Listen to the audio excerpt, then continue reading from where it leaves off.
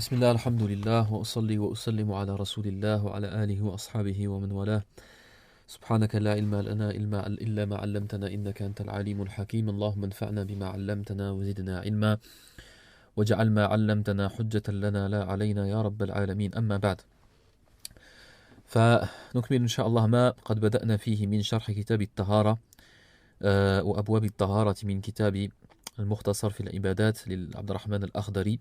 Donc on reprend Inch'Allah l'explication du chapitre de la purification, des chapitres de la purification du livre Al-Mukhtasar fi al-Ibadat, la résumé dans les adorations de Abdurrahman al-Akhdari al-Sheikh. قال رحمه الله باب حكم من نسي فرضا بعد أن ذكر رحمه الله فرائض الوضوء وسنن الوضوء, après qu'il a cité les obligations des ablutions ainsi que les sunnahs et donc toute la manière de faire les ablutions. ذكر حكم النسيان أي أن ينسى الإنسان فرضا من الفروض أي من فروض الوضوء, quelqu'un qui aurait oublié de faire une des obligations de l'wudu. قال ومن نسي فرضا من أعضائه فإن تذكره بالقرب فعله وما بعده وإن طال فعله وحده وأعاد ما صلى قبله. Celui qui oublie de faire une obligation de l'wudu, quand on dit une obligation, c'est une des 4 qui sont citées dans le verset. فَإِن تَذَكَّرَهُ بِالْقُرْبِ فَعَلَهُ وَمَا بَعْدَهُ. S'il s'en rappelle, بالقرب أي قبل أن يمضي زمان تجف فيها الأعضاء.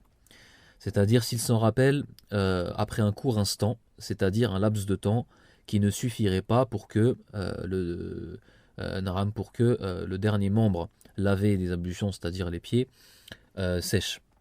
Dans des conditions normales, comme on avait expliqué.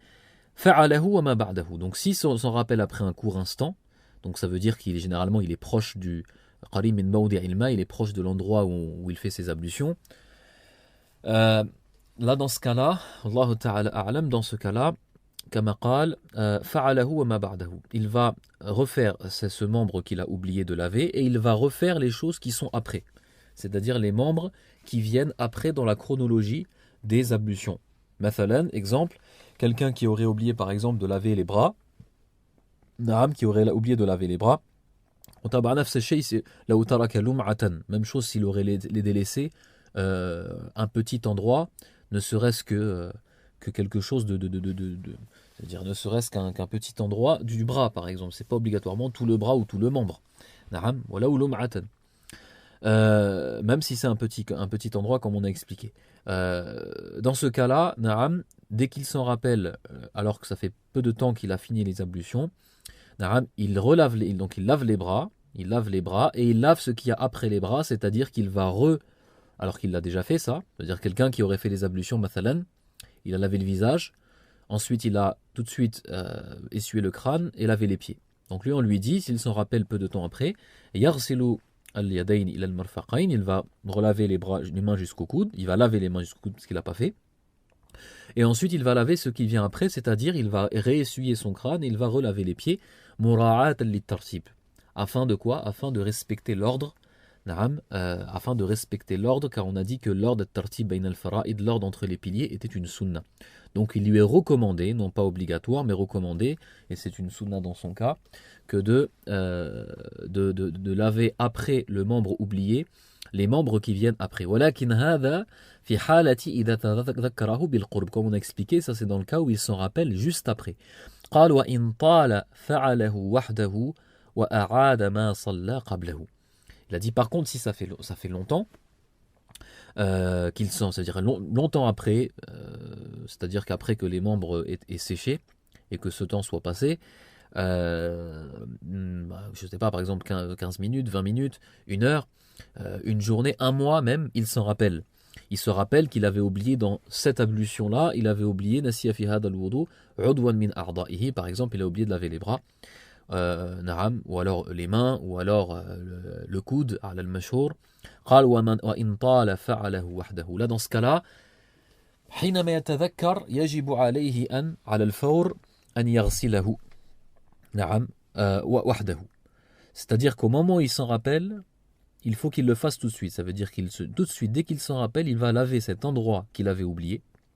حتى يصح وضوءه. afin que ces ablutions soient valides et soient considérées comme valides. Les anna dhakarna, on avait cité que al-muwalat, c'est-à-dire la consécutivité, huwa shartun inda dhikr, que c'est une condition et un pilier des ablutions dans le cas où la personne se rappelle et non pas dans le cas de l'oubli. Donc dans ce cas-là, le cas de l'oubli, s'il s'en rappelle même des mois plus tard, walakin bi shart, mais par condition qu'il le fasse dès qu'il s'en rappelle, na'am, il va laver cet endroit qu'il avait oublié des ablutions, et ces ablutions-là qu'il avait fait par exemple depuis des mois et qui avaient été invalides car partielles et non pas totales, deviennent valides. فيصح بذلك وضوءه لو أخر بعد أن تذكره. Si par contre il retarde après s'être rappelé, par exemple il s'en rappelle et il dit bon c'est pas grave, je vais le faire dans 1 heure, donc dans 10 minutes, etc. يبطل وضوءه. Là dans ce cas-là ces ablutions sont invalides. Alors bien sûr, on va dire s'il s'en rappelle après des mois, ça ne sert pas à grand chose que ces ablutions, les anciennes ablutions soient valides en réalité, parce qu'il a déjà fait beaucoup d'ablutions depuis. Et il a déjà perdu ses ablutions qu'il avait, il a khilihi. Donc en réalité, cette question elle se pose dans le cas où il s'en rappelle dans la même journée et dans la même heure de la prière, 1 heure plus tard, 2 heures plus tard, il se rappelle qu'il avait oublié un membre et il n'a pas perdu les ablutions depuis. On lui dit dès que tu t'en rappelles, tu vas laver cet endroit-là que tu avais oublié, et par cela tes ablutions seront valides. Par contre, donc, comme on a dit, si ça fait longtemps qu'il l'a oublié, et ça fait longtemps qu'il avait fait les ablutions qui étaient invalides, là dans ce cas-là, on ne lui dit pas de refaire les membres qui sont après dans l'ordre, qui sont après le membre oublié dans l'ordre. Et par contre, il devra bien sûr refaire toutes les prières qu'il a fait, refaire toutes ces prières qu'il a fait avec ses ablutions qui étaient invalides et qui étaient incomplètes. Ça c'est la question de celui qui a oublié une des obligations de l'wudu. Il n'a pas cité ici l'auteur, mais c'est la même chose, celui qui celui qui fait les ablutions dans le désordre. Par exemple, il va commencer par laver les pieds, ensuite il lave le visage, etc. Donc il commence par exemple par laver les pieds, et ensuite il lave le visage, il fait les bras et il essuie le crâne. On avait dit que tartib, l'ordre entre les piliers, était une sunna. Donc s'il fait la prière comme cela, sa prière est valide. Sa prière est valide. Lakin yusannu lahu, mais il lui est recommandé, Inch'Allah, il lui est recommandé de tant qu'il est proche de l'endroit des ablutions et que le dernier membre n'a pas encore séché, de refaire, c'est-à-dire le membre qui a été mélangé dans l'ordre. Donc par exemple, là, dans ce cas-là, le cas où prenons l'exemple de quelqu'un qui a oublié qui a commencé par laver les bras. Donc il a lavé les mains jusqu'au coude, ensuite il a lavé le visage. Ensuite, il a essuyé le crâne, ensuite il a lavé les pieds. Donc là, on lui dit, dans ce cas-là, cette personne-là qui est proche, ça fait pas longtemps qu'il vient de finir les ablutions, il s'est rappelé par exemple qu'il l'avait fait dans le désordre, on lui dit dans ce cas-là, à cette personne-là, de relaver les bras, parce qu'il a lavé le visage, donc de relaver le bras et ensuite de refaire ce qu'il y a après. C'est-à-dire relaver les bras, réessuyer le crâne et relaver les pieds. D'accord ? Mura'at lit-tartib pour pouvoir avoir fait les ablutions dans l'ordre, puisque c'est une sunna. Donc il n'y a rien d'obligatoire, mais c'est préférable. Par contre, s'il s'en rappelle qu'il n'avait pas fait les ablutions dans l'ordre, alors que ça fait longtemps qu'il a fini ses ablutions, là, dans ce cas-là, dans ce cas-là, il refait simplement le membre qui a été changé dans l'ordre. Donc en l'occurrence, dans cet exemple-là, il relave simplement les mains jusqu'au coude et il ne refait pas l'essuyage du crâne et le lavage des pieds. Donc c'est le même tafsil que l'oubli. Maintenant, après avoir cité le jugement de celui qui oublie une obligation, il nous cite le jugement de celui qui oublie une sunna.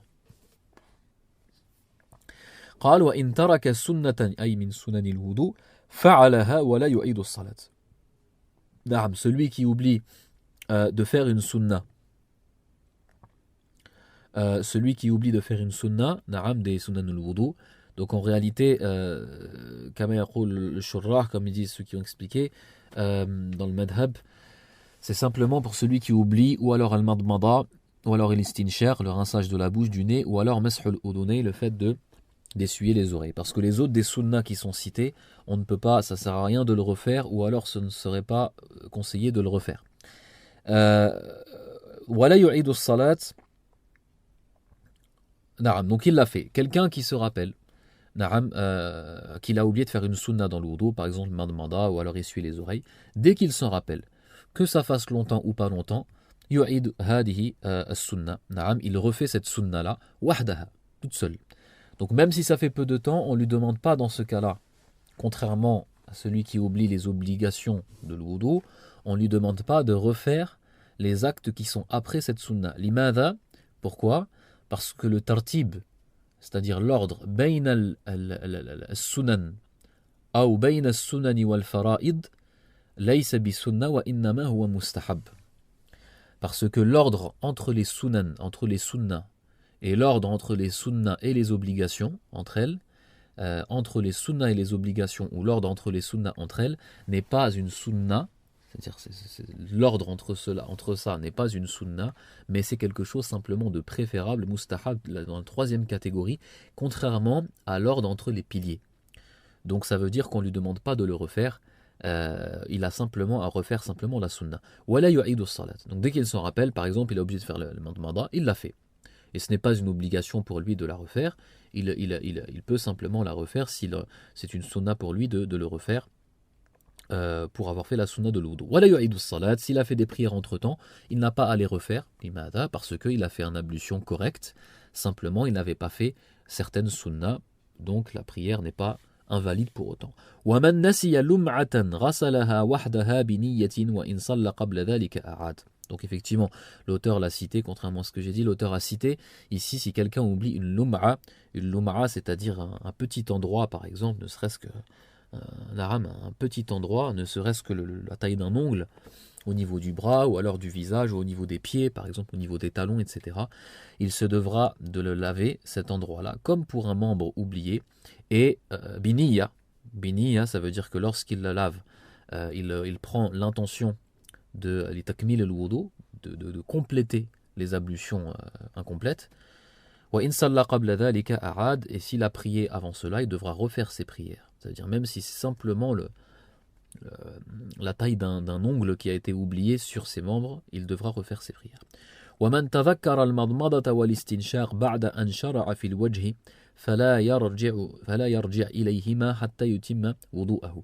Celui qui se rappelle qu'il a oublié en fait le madmada ou alors l'istinshar, le rinçage de la bouche ou le nez, après qu'il ait commencé de laver le visage, là il nous dit فلا يرجع إليهما حتى يتم وضوءه. Il ne revient pas, c'est-à-dire il ne fait pas le madmada ou l'istinshar jusqu'à qu'il finisse totalement les ablutions.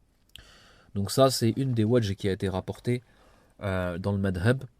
Il y a plusieurs versions qui sont rapportées.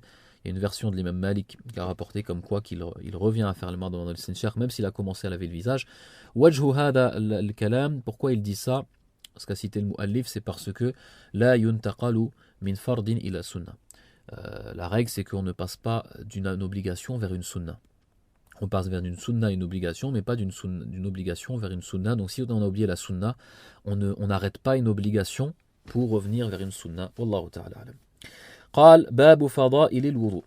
Ensuite il nous cite, incha'Allah, il va rentrer dans le chapitre de al-fada'il, c'est-à-dire les choses préférables et recommandées des ablutions. La troisième catégorie. Qal wa fada'iluhu. Awalan at-tasmiya. Premièrement, at-tasmiya, le fait de dire bismillah. Donc le fait de dire bismillah, c'est quelque chose de mustahab, de recommandé. Na'am, fil madhab wa fiha khilaf, et c'est une question à divergence aussi dans l'école. Dans l'école malikite, il y a une parole aussi qui dit que c'est makruh, que c'est déconseillé. Na'am. Fa idan hiya mustahab wa hada huwa al-ma'ruf, c'est ce qui est connu, c'est que c'est recommandé. Thaniyan as-siwak, deuxièmement as-siwak. Le fait d'utiliser le siwak, na'am, au siwak c'est sunna min sunanin nabi sallallahu alayhi wa sallam, mais concernant les ablutions, ça rentre dans les mustahabbat.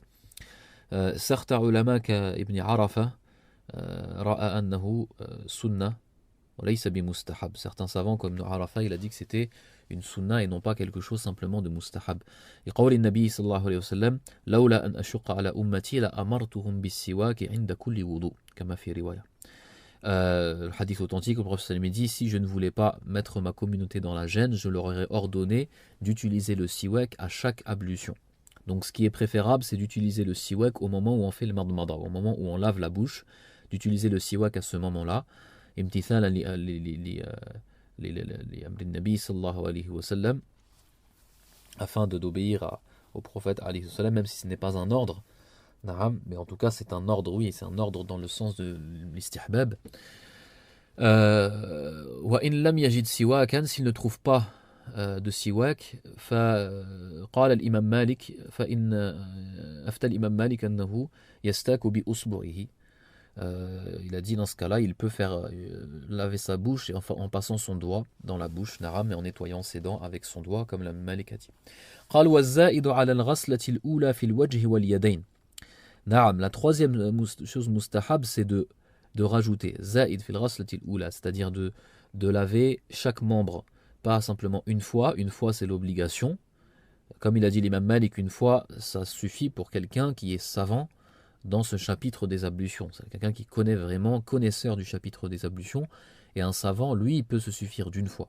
Alors que quelqu'un qui ne connaît pas vraiment, etc., il peut généralement, une fois ne suffit pas pour bien laver les membres. C'est pour ça, c'est préférable, et il y en a même qui ont dit que c'était obligatoire, de laver une deuxième fois, ou même une troisième fois, c'est préférable. Donc le fait de rajouter une deuxième fois ou une troisième fois de laver les membres, c'est quelque chose de mustahab, de recommandé, et non pas une sunna. Pourquoi ce n'est pas une sunna? Parce que le prophète sallallahu alayhi wa sallam ne l'a pas fait tout le temps. فقد روي عنه صلى الله عليه وسلم أنه توضأ مرة وتوضأ مرتين وتوضأ ثلاثا وبعض الأحيان خلط بين الأعداد، فمثلا غسل هذا العضو مرتين وهذا العضو 3 مرات وهكذا. Donc il a été rapporté du prophète sallam qu'il a déjà fait les ablutions une fois, chaque membre. D'autres fois il a fait 3 fois, wa huwa al-akthar. Ça c'est la plupart du temps, il faisait 3 fois. Quelquefois 2 fois, et quelquefois il mélangeait. Quelquefois il faisait un membre 2 fois, l'autre membre 3 fois, etc. Fil wajhi wal yadayn, concernant le visage et les mains et les bras. Donc pour le masr, pour le fait de s'essuyer le crâne, on a dit que c'est qu'une fois. Par contre pour les pieds, on voit que l'auteur ici ne cite pas les pieds, il ne dit pas que les pieds, qu'il est recommandé de faire 2 fois ou 3 fois. وهذا مبني على القول بأن العبرة في الرجلين بالإنقاء وليس بالعدد وليس يوجد فيه تحديد. Ça c'est construit sur la parole qui dit, et c'est la parole de certains savants dans le madhab qui dit que concernant les pieds, ce qui est voulu c'est l'inqa, c'est-à-dire le fait de les rendre propres, de les nettoyer, parce que généralement il y a beaucoup de saleté sur les pieds, donc l'important c'est de les laver correctement et qu'il n'y a pas de nombre de lavage recommandé là-dedans, ni 1, ni 2, ni 3. L'important c'est de les laver. Si c'est même plus que 3, il y a besoin de plus de 3 lavages pour les laver, dans ce cas-là il faudrait laver plus que 3. رجحه كثير من الأشياخ, c'est que les pieds aussi c'est de les laver 3 fois comme le visage et les mains. Donc ici il y a un khilaf dans le tashhir, comme vous voyez, ça veut dire que les ulama du madhab ont une divergence. Qu'est-ce que le mashhour?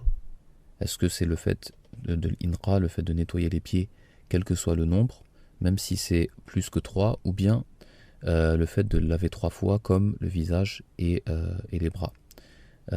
Donc il y a un khilaf sur le mashhour là-dessus, et l'avis de l'auteur, Ra'yul Mu'allif, comme vous voyez, c'est le fait, c'est l'inqa et non pas les 3 fois pour les pieds.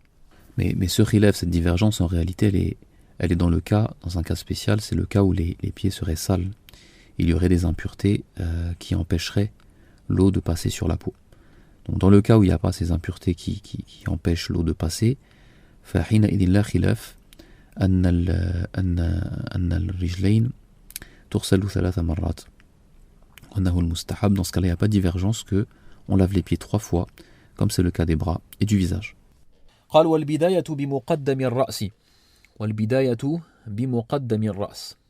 Comme on a expliqué, le fait de commencer lorsqu'on essuie le crâne, بمقدم الرأس, c'est-à-dire par le front, par les cheveux au niveau des fronts, et non pas commencer par la nuque. Donc le front aller jusqu'à la nuque et ensuite revenir. Ça c'est une mustahab. Wa tartib sunan, comme on a expliqué, c'est-à-dire le fait de l'ordre entre les sunnahs, c'est-à-dire entre le madmada et l'istinshaq par exemple, et l'ordre entre les sunnahs et les piliers, c'est-à-dire par exemple le fait d'essuyer les oreilles après avoir essuyé le crâne et non pas l'inverse. Ça c'est quelque chose de mustahab, préférable, et non pas une sunnah. D'accord? Donc la troisième catégorie. C'est important de connaître les trois catégories et de comprendre la différence. Wa qillatul ma'i 'ala al-'udwi. Le fait de ne pas utiliser trop d'eau lorsqu'on lave le membre. En faisant correctement les ablutions. C'est pas utiliser peu d'eau pour ne pas gaspiller alors qu'on ne lave pas bien les membres. L'important c'est de bien laver les membres, mais à partir du moment qu'on les a bien lavés, d'utiliser simplement ce qu'il faut. Kana an-nabiy sallallahu alayhi wa sallam yatawadda'u bil mudd. Le prophète sallam il faisait le wudu avec le mudd, qui est la quantité d'eau qu'on peut mettre dans deux mains. Donc c'est très peu, il se suffisait de ça alayhi salatu wassalam. Wa taqdimu al-yumna 'ala al-yusra. Taqdim al-yumna 'ala al-yusra, c'est-à-dire le fait de laver les membres droits avant les membres gauches. Ça c'est aussi mustahab, c'est connu, et c'est ce que le prophète sallam faisait. Wa kana yu'jibuhu at-tayammunu fi kulli shay, comme le hadith Aïcha, le prophète sallam aimait toujours commencer par la droite dans tout. Wa yajibu takhlilu asabi' al-yadayn. Donc là il les a cités dans les mustahabbat, en réalité c'est pour citer ce qu'il y a après. Wa yustahabbu fi ma asabi' al-rijlayn. Donc il nous fait cette remarque importante.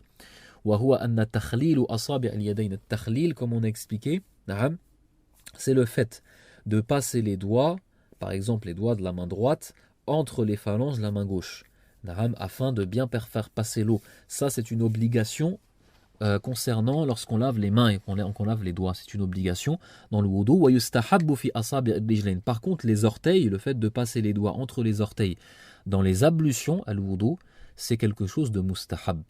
Donc l'un pour les mains c'est wajib, ça rentre dans les fara'id, dans les obligations, et l'autre concernant les orteils c'est mustahab.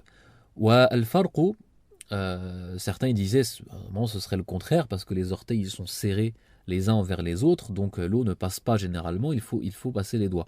وقالوا في المذهب أجابوا عن ذلك بأن أصابع الرجلين ملتصقة بعضها ببعض فأشبهت الشيء الواحد والعضو الواحد. فأجزأ غسل الجميع فقط بدون تخليل. Ils ont بخلاف الأصابع اليدين, ils ont dit en réalité que les orteils ils sont tellement serrés entre eux que en fait ils ressemblent à un seul membre. Donc c'est pour ça que ce n'est pas une obligation que de faire passer, que de faire le tahlil, c'est-à-dire de passer les doigts entre les orteils, contrairement aux mains. والله أعلم.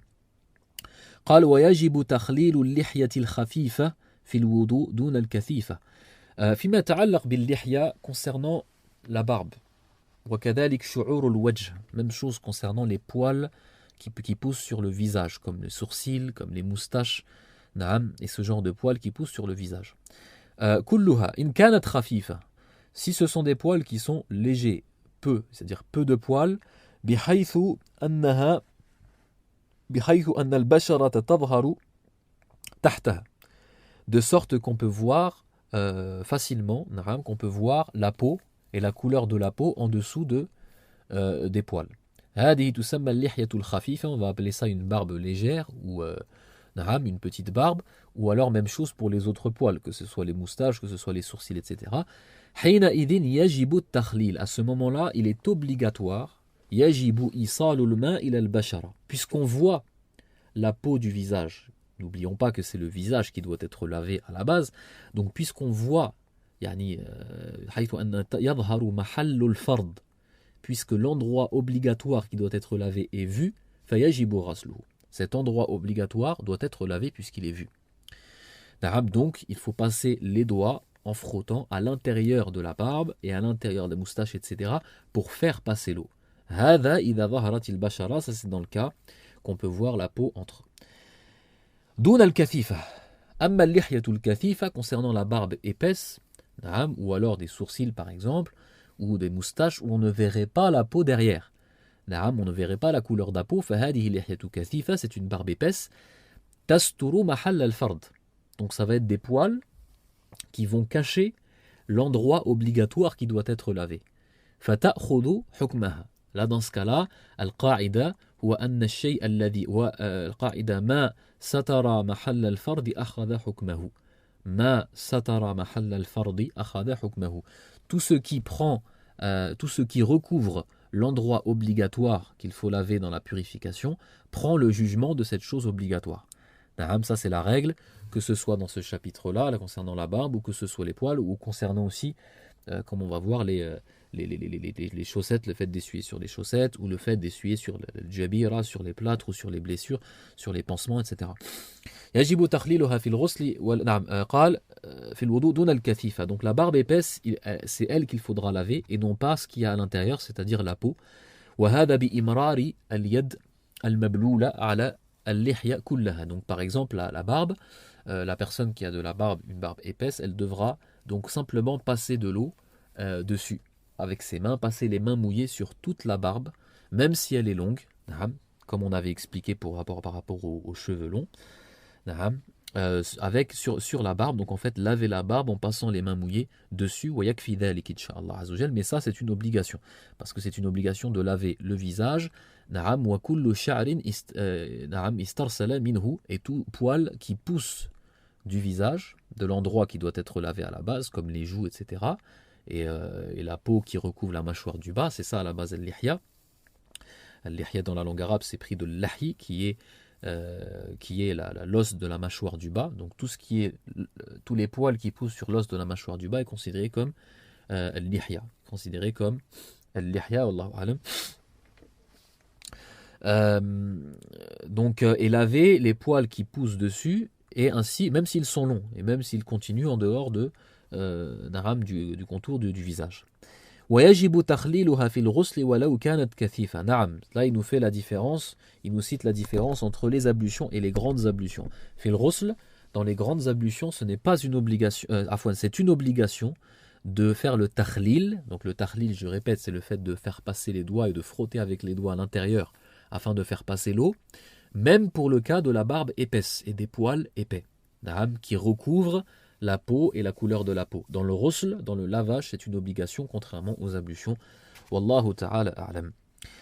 ثم بدأ المؤلف رحمه الله في ما يتعلق بنواقض الوضوء. Il va nous citer maintenant le chapitre de ce qui coupe les ablutions. قال المؤلف رحمه الله باب في نواقض الوضوء. باب نواقض الوضوء أو فصل نواقض الوضوء. Donc le chapitre de ce qui coupe les ablutions. نواقض جمع ناقض وهو ما ينقض ce qui coupe les ablutions.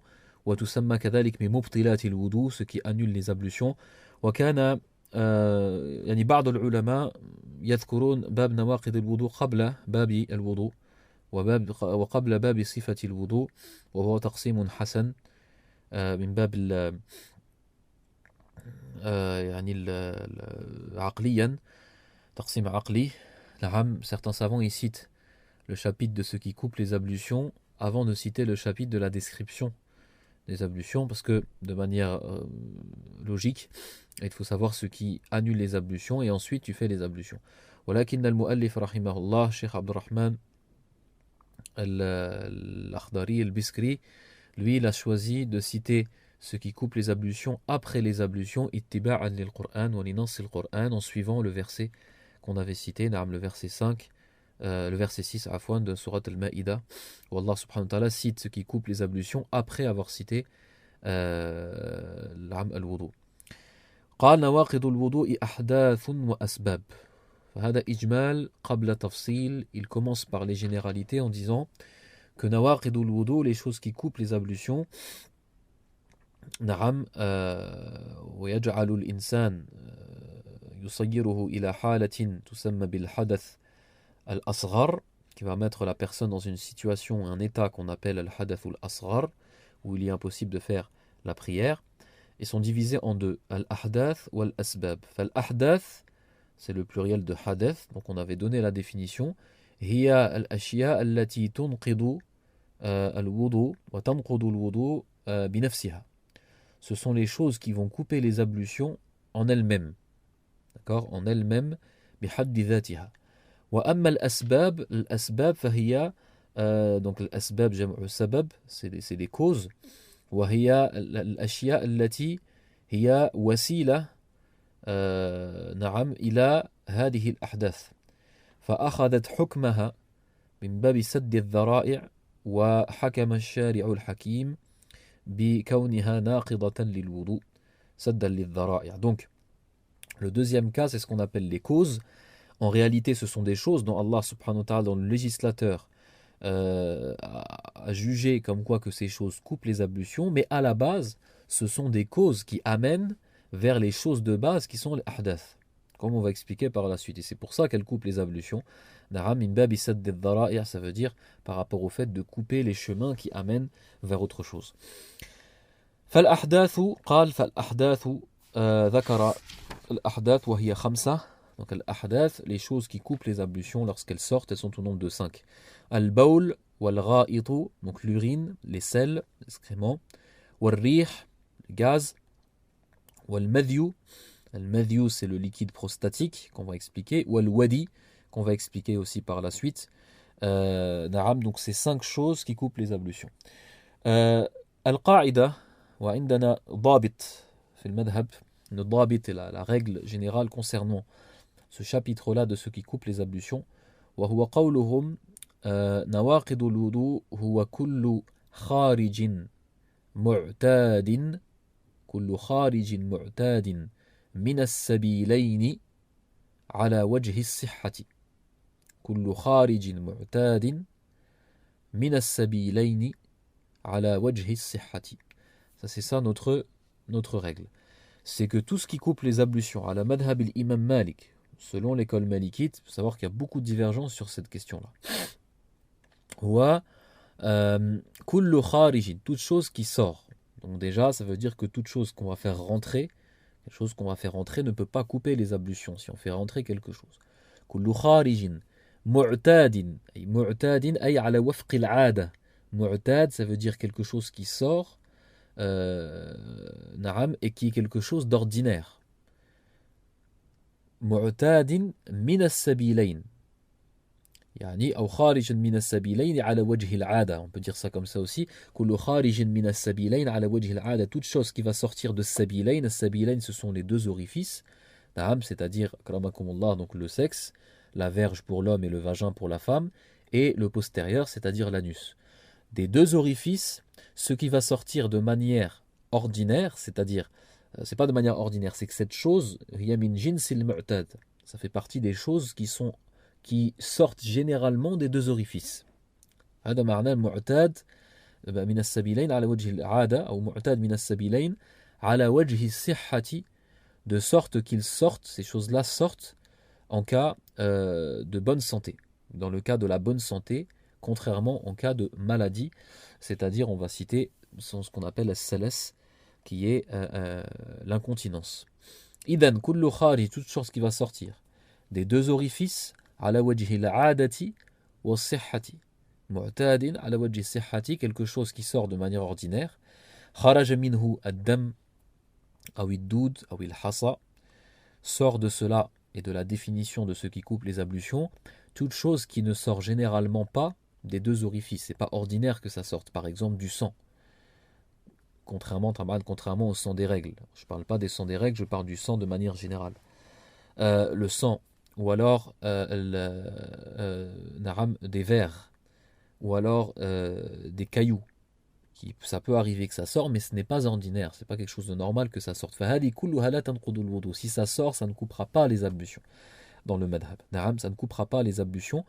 فيما يتعلق بالدود أو الحصى, concernant les vers et les cailloux, même si ça sort avec شيء من العذرة, avec de la sel ou avec de l'urine. لا ينقض الوضوء. نعم.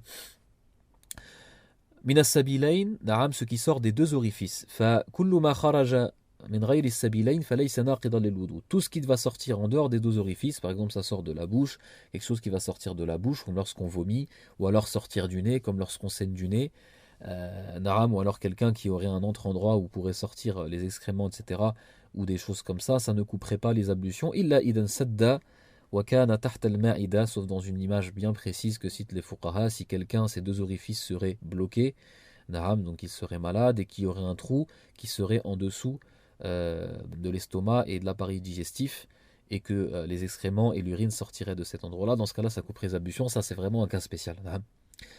على كل حال ما خرج من السبيلين وكان شيء معتاد, quelque chose d'ordinaire, على وجه الصحة, et que ce soit quelque chose qui sort dans le cas de la bonne santé et non pas de la maladie, c'est-à-dire que ce ne soit pas de l'incontinence, parce que si ça rentre dans l'incontinence, ce qu'on appelle as-salas, ça rentre dans la maladie, c'est-à-dire lorsque ces choses vont sortir de manière récurrente, na'am, c'est-à-dire au minimum une fois dans la journée, c'est-à-dire alors que la personne ne veut pas que ça sorte. Na'am wa kana fihi mashaqqa, et qu'il y a dedans une gêne, comme on va expliquer. Dans ce cas-là, on rentre dans le hukm de as-salas. Na'am. Fa'idan, on va expliquer, Inch'Allah, le hukm de salas, tout ce qui a un rapport avec le salas, avec l'incontinence, par la suite. Qala al-ahdath, awalan al-bawl, donc il a cité premièrement l'urine. وهذا لا خلاف, هذا بإجماع العلماء, par consensus des savants, c'est quelque chose lorsqu'il sort qui coupe les ablutions. ويدل عليه سنة النبي صلى الله عليه وسلم, la sunna du prophète صلى الله عليه وسلم. وقياسا على الغائط, et par analogie de l'gha'it. Al-gha'it huwa dhukira fil kitab, dhukira fil Qur'an, ça a été cité dans le verset des ablutions concernant les selles ou les excréments. قال الله عز وجل أو جاء أحد منكم من الغائط. والغائط في أصل اللغة هو المكان المنخفض المطمئن. À la base, al-gha'it, dans son premier sens, c'est l'endroit, ça veut dire un endroit qui est plus bas, une espèce de vallée qui est bas, qui est plus bas, na'am, et par la suite, ça a appris ça veut dire que les gens à l'époque, lorsqu'ils allaient faire ses besoins, ils allaient dans un na'am, dans un endroit plus bas et dans une vallée pour aller faire ses besoins et s'éloigner.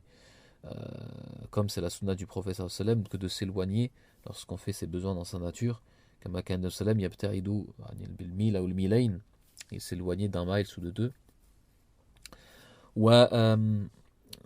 نعم ثم سمي باسم مكانه فهو من باب المجاز, donc c'est un sens figuré. Ensuite on a donné le nom de l'endroit où il faisait ses besoins par la chose même qui sort lorsqu'on fait ses besoins, qui sont les excréments, al-adira.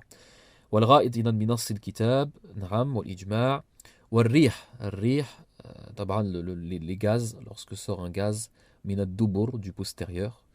الريح الذي يخرج من قبل المرأة لا ينقض الوضوء, si c'est un gaz qui sort par exemple du vagin de la femme, ça ne coupe pas les ablutions. الريح, نعم, ça coupe les ablutions, كذلك بالإجماع, par consensus des savants, نعم.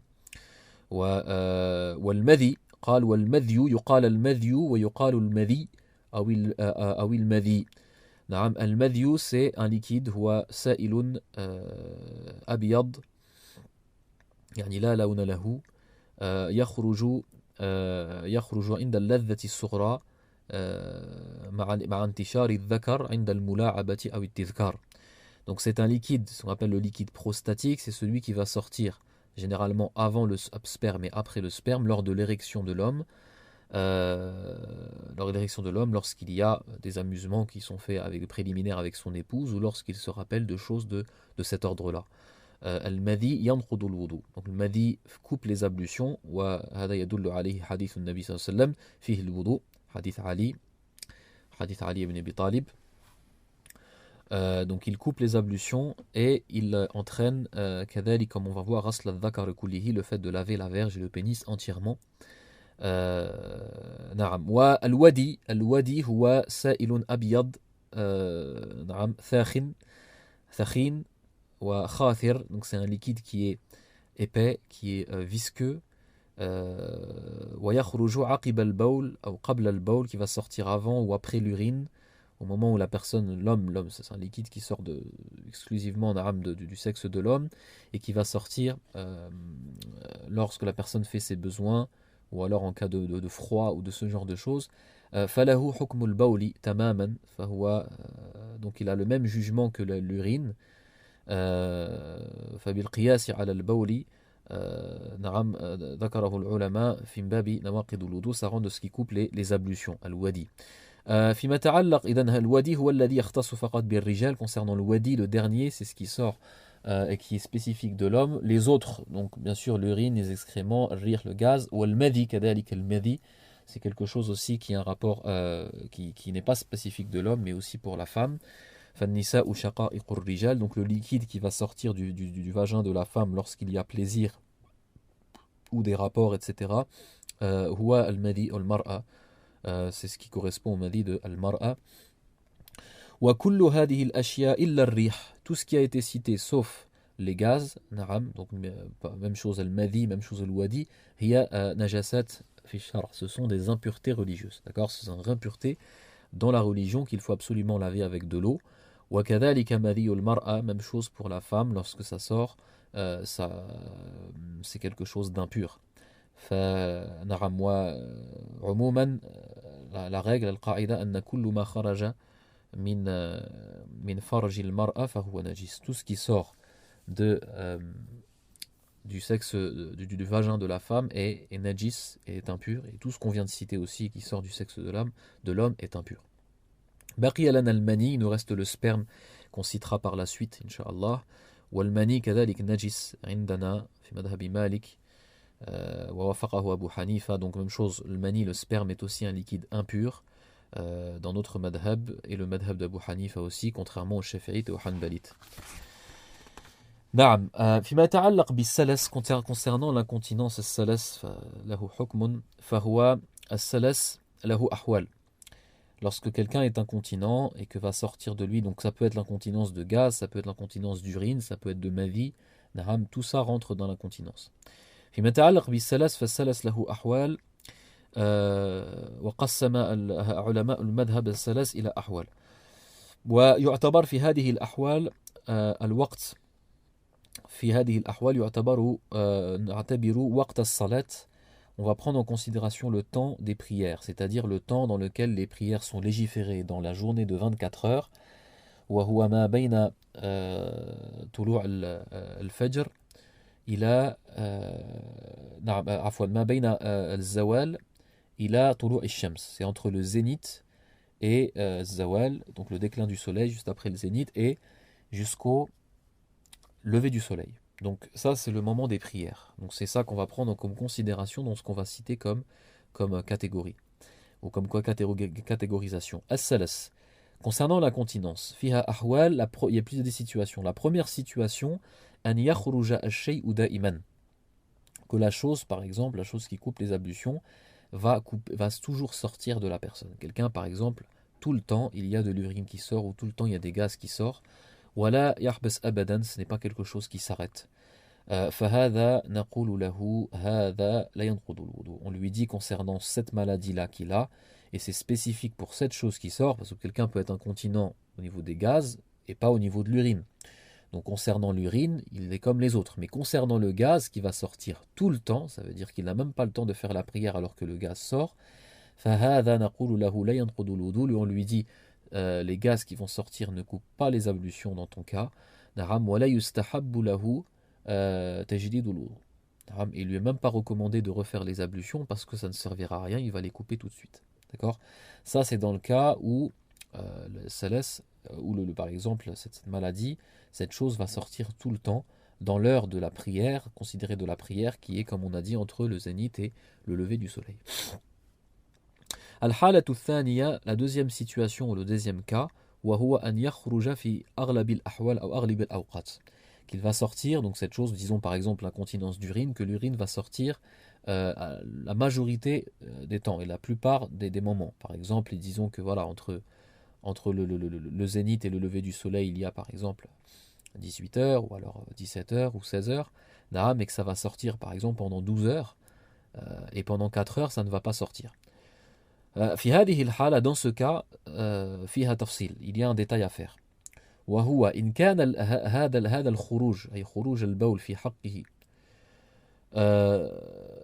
في أوقات معلومة ومتميزة هو يعرفها ويعلمها. Si par exemple cette urine va sortir de manière que la personne sait, par exemple, de par son expérience personnelle, il sait par exemple que l'urine va sortir pendant 2 heures après qu'il aille aux toilettes, et que dans la 3e heure après qu'il aille aux toilettes et que l'heure de la prière n'est pas encore sortie, condition que l'heure de la prière ne va pas sortir, il sait que l'urine va s'arrêter de sortir Dans ce cas-là, حينئذ يجب عليه تأخير الصلاة إلى هذا الوقت. Dans ce cas-là, il lui est obligatoire d'attendre jusqu'à ce moment où l'urine ne va pas sortir pour qu'il se lave, pour qu'il fasse ses ablutions et fasse la prière.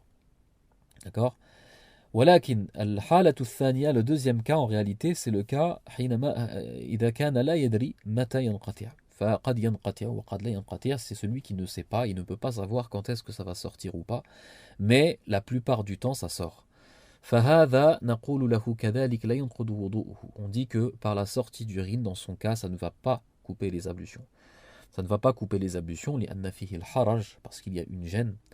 Wallahu azza wa jalla rafa'a al-haraj an hadhihi al-umma, et Allah subhanahu wa ta'ala, il a enlevé la gêne de notre communauté dans le verset des ablutions, à la fin des versets des ablutions, qu'Allah azza wa jalla la yuridu Allahu liyaj'ala alaykum fi ad-dini min haraj. Allah ne veut pas vous mettre la gêne dans votre religion. Donc on va dire que ces ablutions ne sont pas coupées, walakin yustahabbu lahu an yu'ida wudu'ahu 'inda kulli salat, mais c'est préférable pour lui quand même de recommencer les ablutions, de refaire les ablutions avant chaque prière. الحالة الثالثة هو إذا انتصف خروج البول مثلا في مثالنا في وقت الصلاة. إذا انتصف, ça veut dire par exemple si la chose va sortir de manière si c'est par exemple la moitié du temps, par exemple sur 16 heures de temps de prière, ça va sortir pendant environ, bien sûr c'est environ 8 heures, pas obligatoirement de manière consécutive, et que ça ne va pas sortir pendant 8 heures. Là, dans ce cas-là, c'est la moitié, walahu hukmul aghlab, et on va lui donner le jugement de si ça sort, que c'est comme si que ça sortait le plus la plupart du temps. Fa la yanqudul wudu. Même chose, ça ne coupe pas les ablutions, et il lui est recommandé de refaire les ablutions à chaque fois. وأما ما يتعلق وأما لو كان يخرج في أقل الوقت, si maintenant il sort non pas la plupart du temps mais au contraire le moins de temps, par exemple sur les 16 heures ça va sortir 4, 5 heures, et il y aura 10 heures ou 11 heures ou 12 heures où ça ne va pas sortir. فهذا في طريقة المغاربة, on va dire dans la compréhension et l'explication des maghrébins parmi les savants malikites, et c'est le mashhour dans le madhab, et c'est l'avis le plus suivi dans le madhab, annahu yanqudul wudu hina idin, dans ce cas-là ce céleste et cette maladie et cette chose qui va sortir de manière abondante, mais sauf que ce n'est pas la plupart du temps, et c'est une minorité du temps, ça va couper les ablutions, et il se devra de refaire les ablutions fi hadihi al-hala à chaque fois que ça va sortir. Wallahu ta'ala alam. Pourquoi? Parce qu'il n'y a pas une réelle mashaqqa, il n'y aura pas un grand gêne le concernant. هذا هو التفصيل في قضية السلس. وطبعا هذه النجاسات, concernant ces impuretés qui vont sortir des orifices, إن كانت على وجه السلس, comme on a expliqué, si ça sort de manière incontinence par maladie, donc même chose pour dam ou l'istihada, c'est le même tafsil est fait concernant le sang des métroragies, parce que ça rentre dans ce qui sort de manière maladif, d'accord, de manière maladif. Qu'on citera par la suite, Inch'Allah. Donc ces impuretés qui vont sortir, ce sont des impuretés comme on a expliqué. Donc à la base, une impureté, yajibu ghasluha, il faut la laver quand ça touche le vêtement, il faut laver aussi les parties intimes. ولكن إن كانت تخرج مرة في اليوم فأكثر يعفى عن نجاستها. Pour enlever la gêne, les ulama dans le madhab, ils ont dit si ces impuretés sortent ne serait-ce qu'une fois dans la journée ou plus, ce n'est pas obligé de le laver du vêtement. Ce n'est pas obligé de laver du vêtement, du vêtement ou du corps, et cette impureté est pardonnée à cause de la répétition et de la maladie. Par exemple, dans l'exemple des femmes, par exemple, ce qu'on appelle les pertes blanches. Les pertes blanches, c'est quelque chose qui coupe les ablutions, puisque ça rentre dans le dabit, la règle qu'on a citée.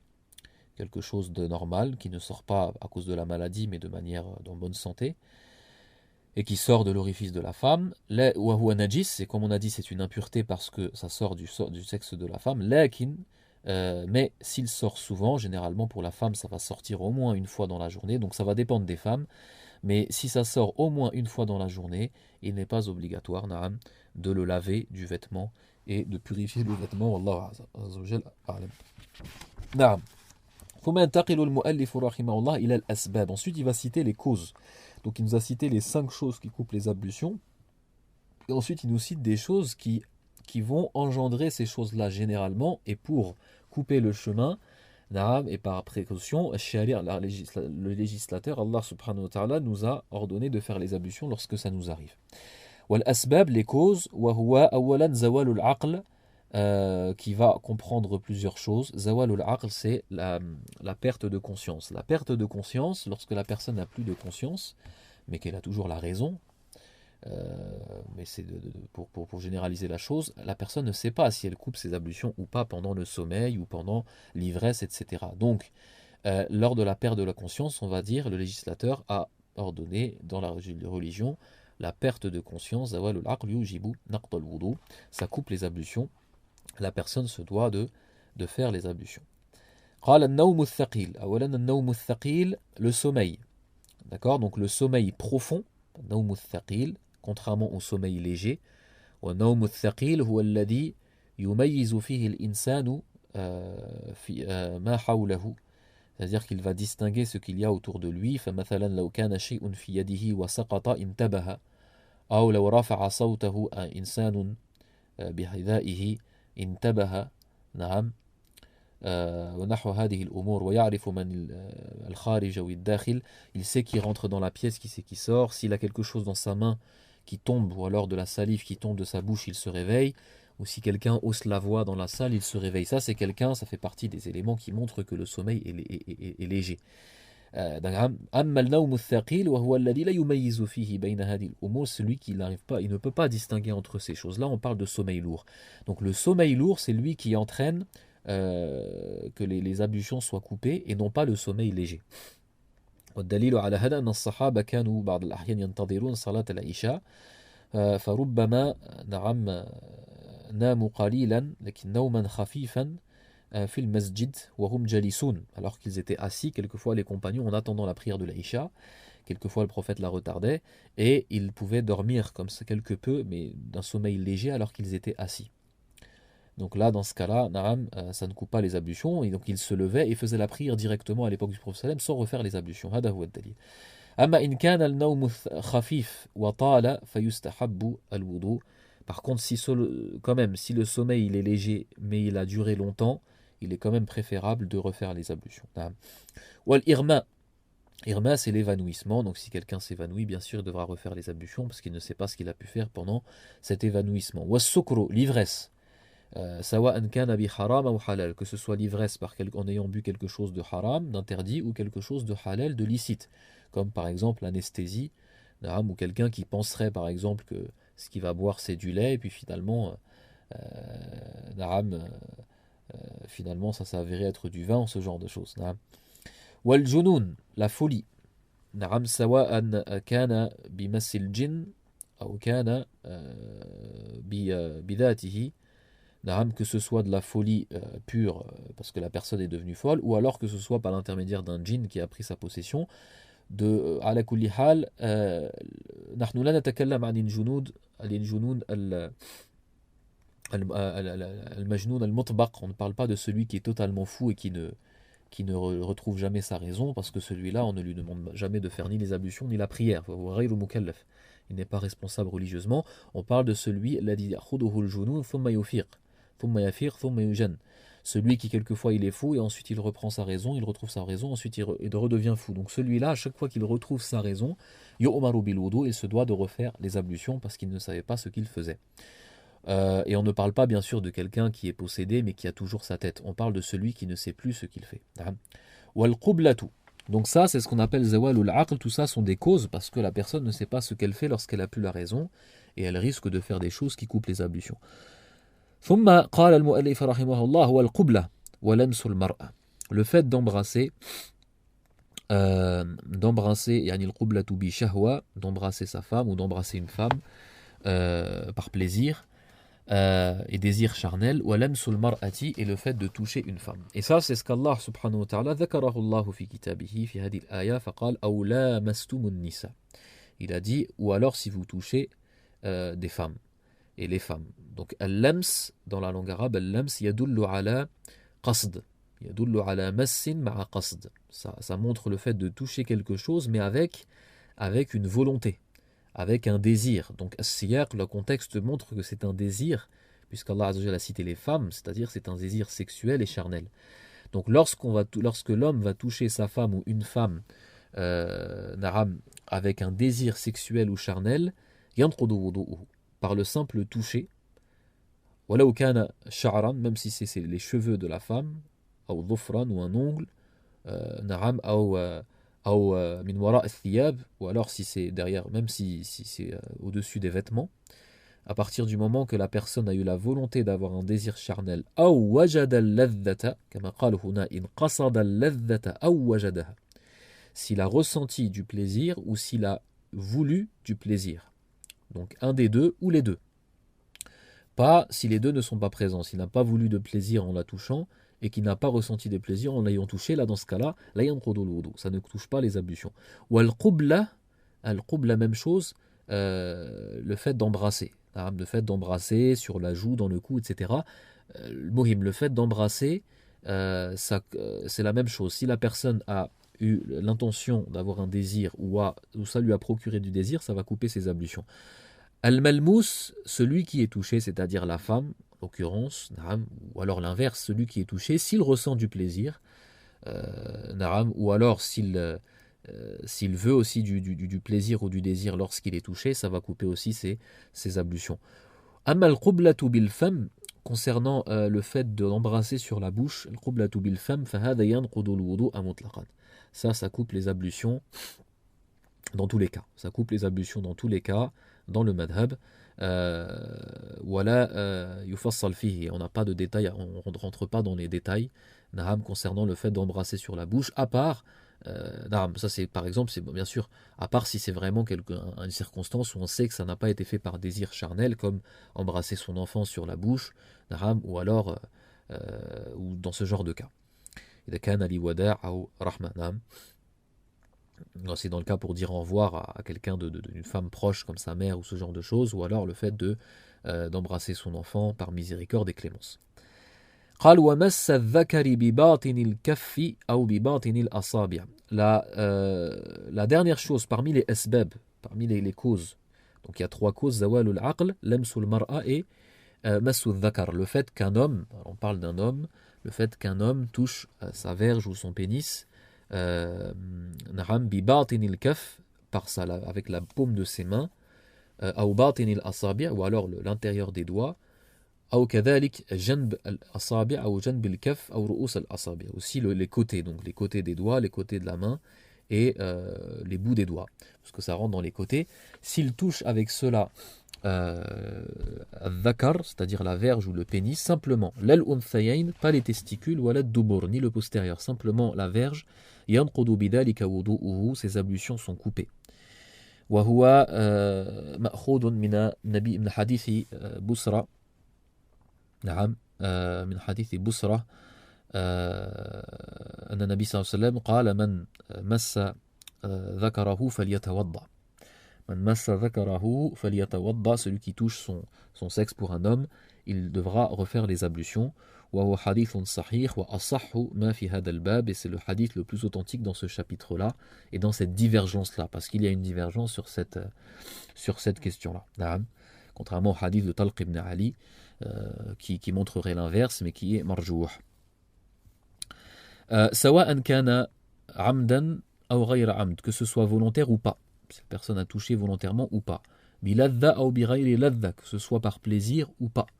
نعم. ينقض الوضوء مطلقا عند ابن القاسم وفي مشهور المذهب, ça coupe les ablutions auprès d'Ibn al-Qasim, Talmid Malik, et c'est le mashhour dans le madhab, l'avis le plus suivi.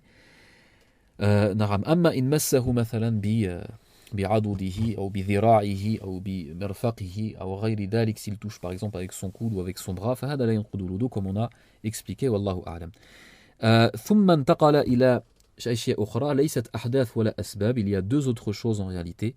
Lui il a cité une et il y en a un autre pour finir هذا التقسيم, pour finir toutes ces situations qui coupent, toutes ces choses qui coupent les ablutions, qui ne rentrent ni dans les ahdath ni dans les causes. قال ومن شك في حدث, c'est الشك. الشك في النقض أو الشك في الحدث ينقض الوضوء. Le fait de douter, est-ce que tu as perdu les ablutions ou pas, ça coupe les ablutions. وجب عليه الوضوء, il se doit de refaire les ablutions. نعم. فإذا celui qui coupe celui qui a un doute sur tout ce qu'on vient de dire. Je sais pas, par exemple, il a un doute, est-ce que son sommeil était un sommeil lourd ou pas? Il a un doute, est-ce qu'il a touché sa femme par plaisir ou pas? Il a un doute, est-ce qu'il a touché la verge ou le pénis ou pas? Il a un doute, est-ce que il y a du gaz qui est sorti ou pas? Brim. À partir du moment que c'est un doute, ça veut dire, même s'il était sûr d'avoir fait ses ablutions, et qu'ensuite il a eu un doute, est-ce qu'il les a perdus? D'accord, ça c'est justement le mawdi' al-khilaf. Donc, min babi aoula, encore plus logique, s'il a un doute d'avoir fait les ablutions et qu'il a un doute, est-ce qu'il les a perdus? Donc, il devra bien sûr les refaire. Ou alors, s'il a un doute, même chose, il a un doute par exemple, lequel était avant l'autre. Est-ce qu'il a perdu les ablutions avant d'avoir fait les ablutions ou l'inverse? Dans toutes ces situations-là, il devra les refaire.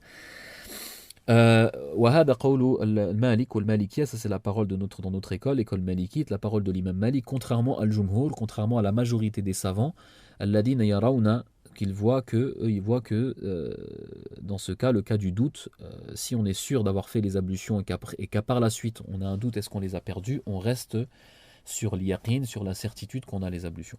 Et ils se sont basés, al-jumhur, la majorité des savants, sur la qa'ida, la règle qui dit al-yaqin la yazulu bishak. La certitude c'est-à-dire al-yaqin la yazulu bishak, le doute ne fait pas partir la certitude.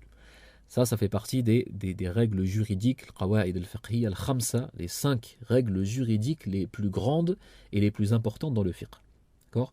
Ils se sont basés dessus en se disant, la certitude est que la personne a fait les ablutions, le doute est qu'il les a perdus, donc on reste sur la certitude et les doutes ne fait pas partir la certitude. Wa Malik rahmatullahi alayhi, l'imam Malik, lui, il a utilisé la même règle. Mais cette fois-ci, il a utilisé la règle, mais lui, il a utilisé la règle fil maqasid la fil wasa'il. C'est-à-dire qu'il a utilisé cette règle-là pour la prière et non pas pour les ablutions. Et la prière est un objectif, alors que les ablutions et tahara, la purification, est une cause qui amène vers cet objectif qui est la prière. فقال نعلم يقينا هذا هو فهم يعني وإن لم يقله لكنه هذا فهم l'imam Malik, ça c'est la compréhension de l'imam Malik qu'ont expliqué par la suite les savants malikites. Ils ont dit, l'imam Malik il a compris dans quel sens le fait que na'lamu yaqinan, on sait avec certitude que la prière as-salat doit être accomplie de manière parfaite, de manière complète, hatta tabra adh-dhimma, afin que la dette qui est de le fait d'accomplir la prière correctement soit remplie. Donc il faut que la dette soit remplie bi yaqin. Donc on est sûr que Allah subhanahu wa ta'ala, ce qu'il nous demande, c'est qu'on sort de notre prière en étant certain, incha'Allah, qu'elle est valide. Accepter, c'est autre chose, mais valide. Valide du point de vue juridique. Il faut qu'elle soit valide. Ça, c'est une certitude. Hada huwa al-yaqin. Indana, notre yaqin, il faut sortir sans doute que la prière est valide.